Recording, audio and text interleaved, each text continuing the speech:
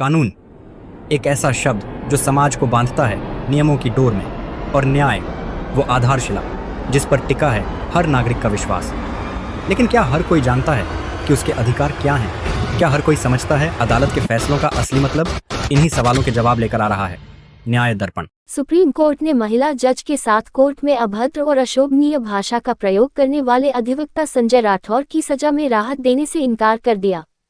Court ने कहा कि इस प्रकार के कृत्य से महिला जजों की गरिमा और सुरक्षा को गहरा आघात पहुंचता है। पीठ की सख्त टिप्पणी जस्टिस प्रशांत कुमार मिश्र और जस्टिस मनमोहन की पीठ ने दिल्ली हाई कोर्ट के उस आदेश को चुनौती देने वाली याचिका पर सुनवाई की जिसमें अधिवक्ता की दोषसिद्धि को बरकरार रखा गया था। सजा कम करने की अपील खारिज करते हुए पीठ ने मौखिक टिप्पणी में कहा, आज दिल्ली में हमारी अधिकतर अधिकारी महिलाएं हैं। यदि कोई ऐसे ही बचकर निकल जाए तो वे काम नहीं कर पाएंगी। उनके हालात के बारे में सोचिए। मामले के तथ्यों के अनुसार यह घटना एक चालान से संबंधित मामले की सुनवाई के दौरान हुई थी, जहां संजय राठौर ने महिला न्यायिक अधिकारी से आक्रामक और धमकी भरे लहजे में तत्काल आदेश पारित करने की मांग की। उन्होंने बेहद आपत्तिजनक और अशिष्ट भाषा का प्रयोग किया। बाद में जज ने उनके खिलाफ शिकायत दर्ज कराई, जिसमें उनके आत्मसम्मान और न्यायालय की गरिमा को ठेस पहुंचाने का आरोप था। निचली अदालत ने संजय राठौर को 18 महीने की साधारण कैद धारा 509 आईपीसी, किसी महिला की मर्यादा को ठेस पहुंचाने वाले शब्द, संकेत या कार्य तथा 3 महीने की सजा धारा 189 में लोक सेवक को धमकी देना और धारा 353 लोक सेवक के कर्तव्य निर्वहन में बाधा पहुंचाने के लिए हमला या आपराधिक बल से संबंधित अपराध में। आरोपी ने इस आदेश को दिल्ली हाई कोर्ट में चुनौती दी, जिस पर दिल्ली हाई कोर्ट की न्यायमूर्ति स्वर्णकांता शर्मा ने दोषसिद्धि को बरकरार रखते हुए आदेश दिया कि सभी सजाएं साथ साथ चलेंगी, जिससे कुल सजा 18 महीने की ही रह गई। उस समय तक आरोपी पहले ही 5 महीने 17 दिन जेल में काट चुका था। अपने फैसले में हाई कोर्ट ने कहा, ये केवल व्यक्तिगत दुर्व्यवहार का मामला नहीं है, बल्कि यह न्याय के साथ हुए अन्याय का मामला है, जहां एक जज, जो कानून की निष्पक्ष आवाज का प्रतीक है, अपने कर्तव्यों का निर्वहन करते हुए व्यक्तिगत हमले का शिकार बनी। न्यायालय ने यह भी कहा कि इस घटना से ये पता चलता है कि कानूनी व्यवस्था के सबसे ऊंचे स्तर पर भी महिलाएं प्रणालीगत असुरक्षा का सामना कर रही हैं। सुप्रीम कोर्ट में दलीलें और फैसला। याचिकाकर्ता की ओर से वकील ने सजा को 6 महीने तक कम करने की गुहार लगाई, ये कहते हुए कि आरोपी के माता पिता वृद्ध हैं, उसके छोटे बच्चे हैं और बार काउंसिल ने पहले ही उसके खिलाफ अनुशासनात्मक कार्रवाई की है। हालांकि सुप्रीम कोर्ट ने सजा में कोई राहत नहीं दी। जस्टिस मनमोहन ने कहा कि जिस भाषा का प्रयोग किया गया वह इतनी आपत्तिजनक थी कि उसे कोर्ट में दोहराया भी नहीं जा सकता। इससे इस कृत्य की गंभीरता स्पष्ट होती है। अंत में कोर्ट ने याचिकाकर्ता को आत्मसमर्पण के लिए 2 सप्ताह का समय दिया।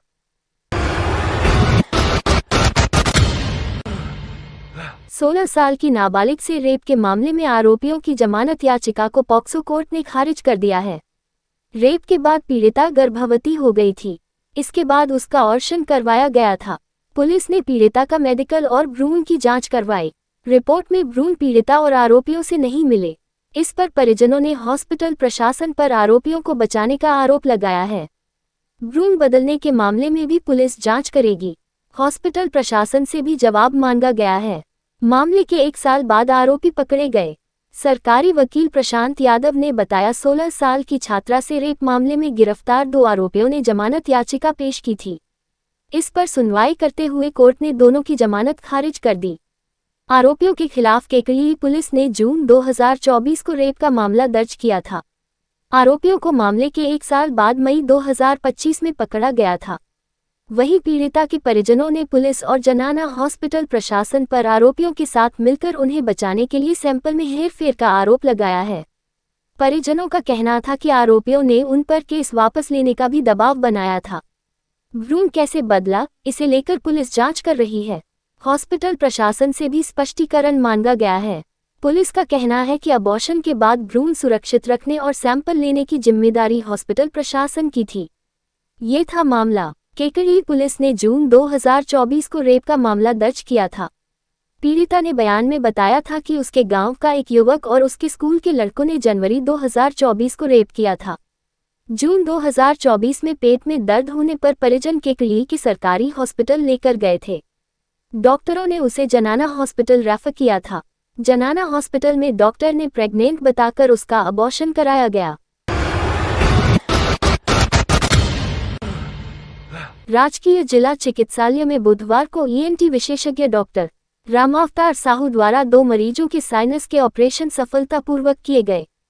पीएमओ डॉक्टर नवीन जांगीर के निर्देशन में हुए इन ऑपरेशनों में एनेस्थीसिया विशेषज्ञ डॉक्टर रोहित पारीक और डॉक्टर विवेक मावलिया का सहयोग रहा। पहले मामले में अजगरा निवासी 6 वर्षीय शिव प्रताप का 1 महीने पहले अजमेर में साइनस का ऑपरेशन हुआ था, लेकिन नाक में मांस फिर से बढ़ जाने की समस्या बनी रही। बुधवार को जिला अस्पताल में उसका रिवीजन फेस सर्जरी कर समस्या का समाधान किया गया। दूसरे केस में जुनिया निवासी रेणु देवी नामा लंबे समय से सिरदर्द से परेशान थी। कई जगह इलाज के बावजूद राहत नहीं मिली। 15 दिन पहले उन्होंने डॉक्टर साहू से परामर्श लिया। जांच में नाक की हड्डी बढ़ी हुई पाई गई तथा साइनस में मवाद था। डॉक्टर ने ऑपरेशन की सलाह दी और बुधवार को ये भी सफलतापूर्वक किया गया। पीएमओ डॉक्टर नवीन जांगीर ने बताया कि कुछ दिन पहले देवली निवासी सुरेश साहू के कान की हड्डी पूरी तरह गल गई थी, जिससे मस्तिष्क में संक्रमण फैलने का खतरा था। डॉक्टर साहू द्वारा की गई मॉडिफाइड रेडिकल मास्टोइडेक्टमी सर्जरी से मरीज अब पूरी तरह स्वस्थ है।